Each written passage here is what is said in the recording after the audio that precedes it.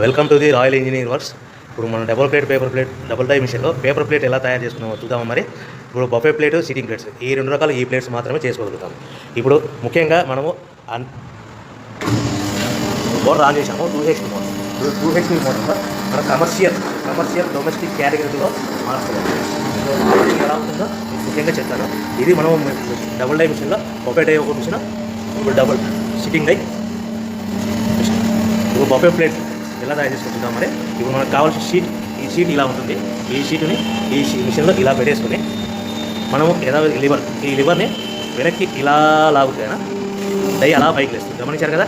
ఈ డై చేసిన తర్వాత 1, 2, 3, 4, 5 సెకండ్లు ఆగి మళ్ళీ ఇదే లివర్ని ఇలా ముందుకు నెట్టడం వల్ల డై కిందికి వస్తుంది. చూశారు కదా. ఇప్పుడు మనం తయారైన ప్లేట్ ఎలా ఉంటుందో చూద్దాం. మరి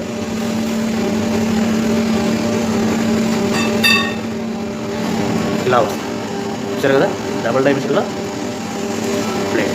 అదేవిధంగా డబుల్ డై మిషన్లో సిట్టింగ్ ప్లేట్స్ ఎలా చేద్దాం చూద్దాం. మరి మన సిట్టింగ్ ప్లేట్స్లో ఎన్ని కావాల్సింటే అని మ్యాక్సిమం 5 షీట్ వరకు పెట్టుకొని మనం ప్లేట్ తయారు చేసుకోవచ్చు. ఈ సిట్టింగ్ డై మిషన్లో షీట్ ఇలా పెట్టేసుకొని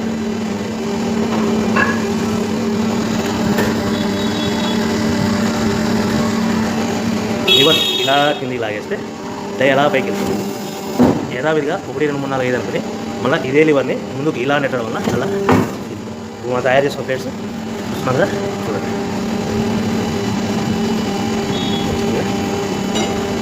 ఈ డబుల్ డై మిషన్లో బఫే ప్లేట్లో నిమిషానికి 5 నుంచి 15 ప్లేట్లు తయారు చేసుకోవచ్చు.